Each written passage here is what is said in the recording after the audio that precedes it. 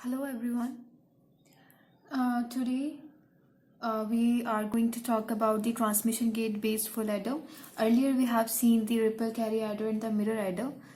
Now it's the time to talk about the transmission gate based full adder, and eventually it has some advantage over the previous adders we have seen.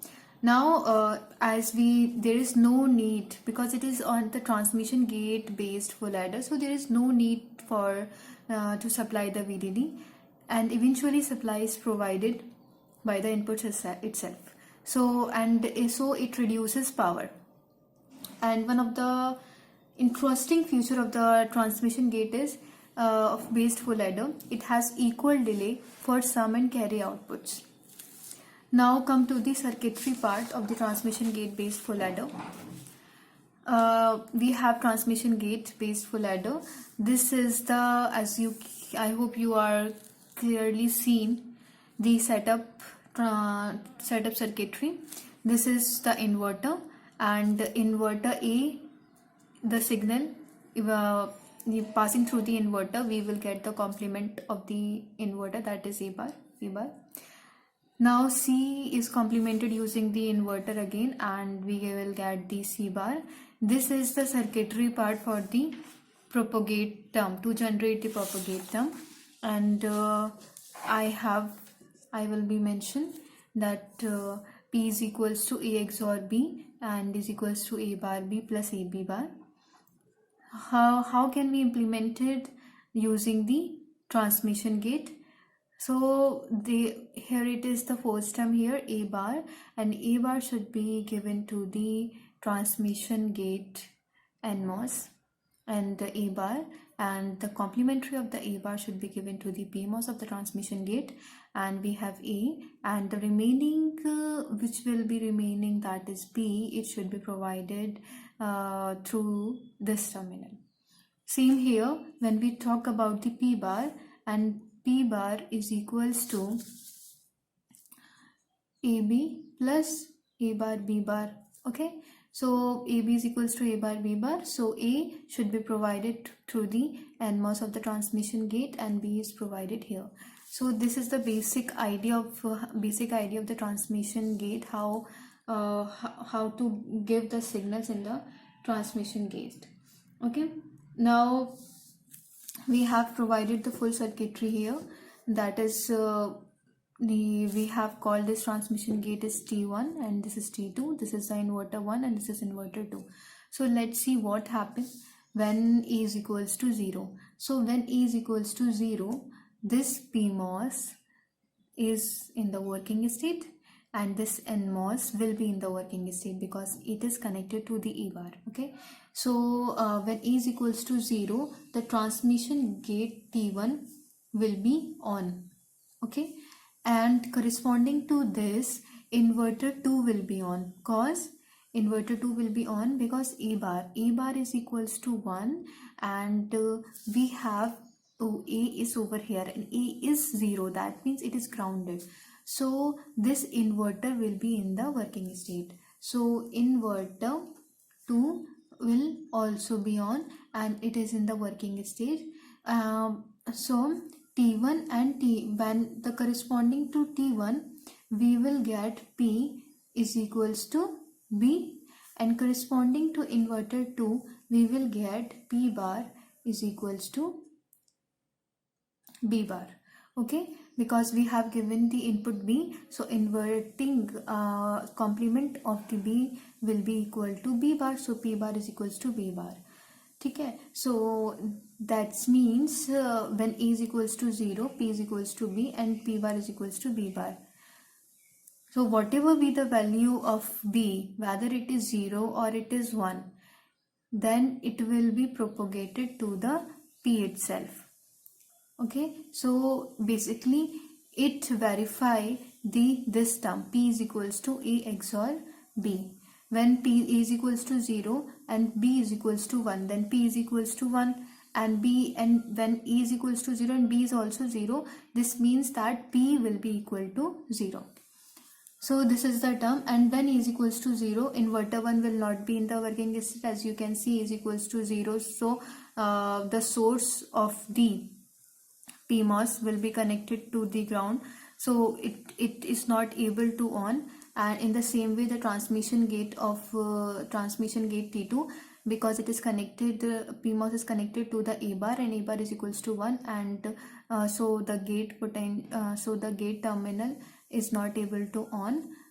So in this way the PMOS, in this way the NMOS is the gate of the NMOS is connected to A, and A is equals to 0, so it is not able to conduct the NMOS, so it is also off.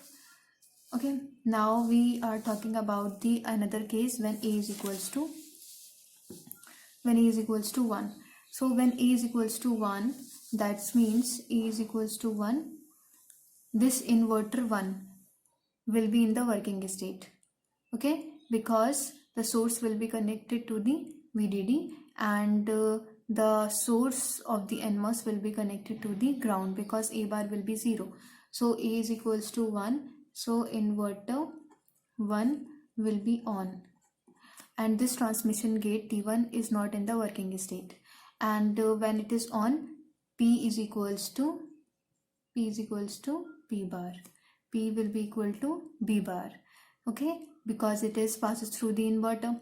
In the same way, this transmission gate T2 will be in the working state.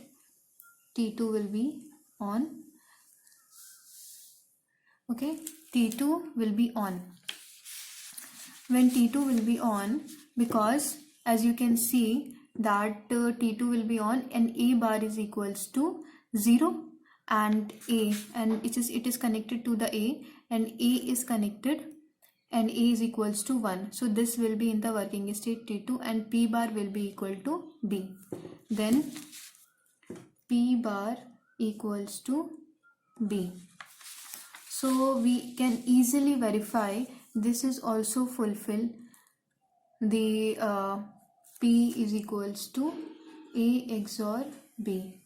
Okay, so when A is equals to 1, P should be equal to B bar. This means when A is equals to 1 and B is also equal to 1, then B bar is equals to 0.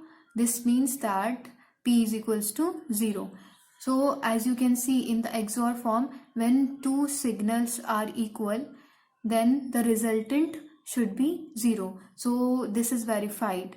That if B is equals to 1, then P is equals to 0.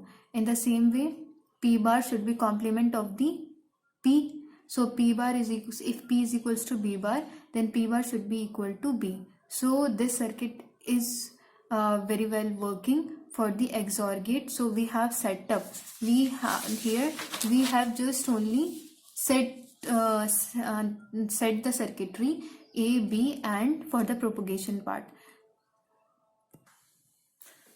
Now come to the sum generation and the carry generation circuitry. So I hope you guys are clearly seeing this circuit part. Okay, so what is the basic equation for the sum?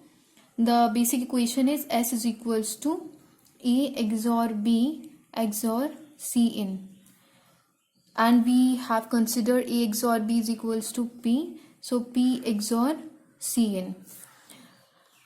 So here we have eventually performed the XOR operation using the transmission gate.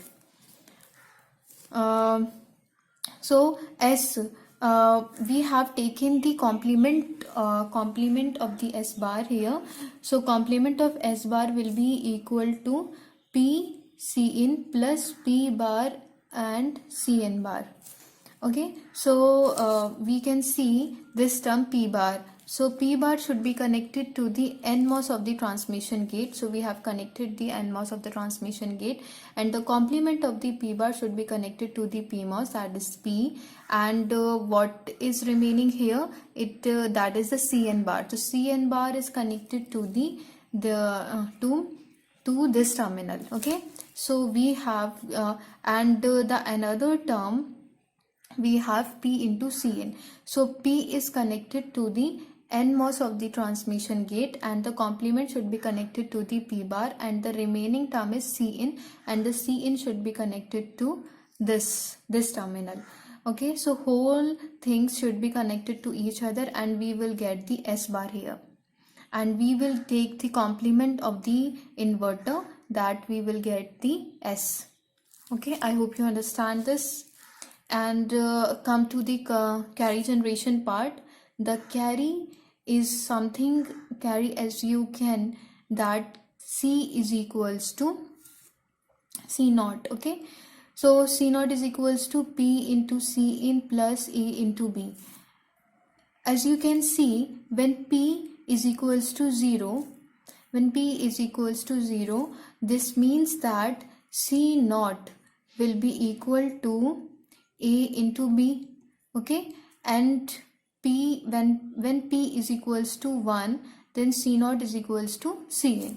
So we can see that when P is equals to 1, this means that this transmission gate will be in the operating state, and P bar will be equal to 0. So this then Ci bar will be transferred to the C naught bar, and C naught bar will be get complemented using the inverter, and we will get the C naught. So this is to be true. Now come to this point. When P is equals to 0, this transmission gate will be in the operating state. Now whenever the P is in the operating state, then C naught bar will be equal to A bar. Okay, and you can easily see, P is 0 when A and B are equal to each other.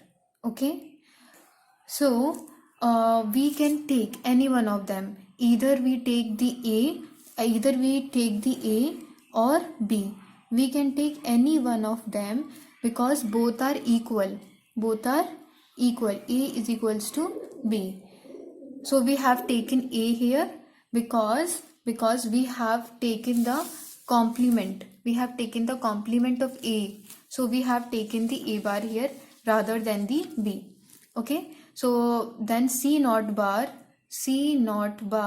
will be equal to A bar when P is equals to 0. When we have taken the complement form of the C naught bar through the inverter, then C naught will be equal to A. So we have verified that this is the carry status, and interesting thing is that we get the equal delay for the sum and the carry. Now let us take some of the disadvantage of the transmission gate. Disadvantages are, as the number of bits increases, or as we go that is 64-bit, 32-bit or more, so delay will be large, that sum may come later rather than the carry propagate. And here is some issues for the speed and the area are not really good.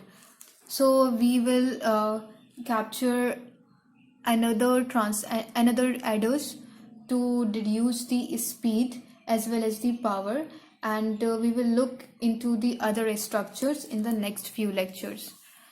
Hope you guys understand these things, and will try to make it more beneficial for all of us, and goodbye.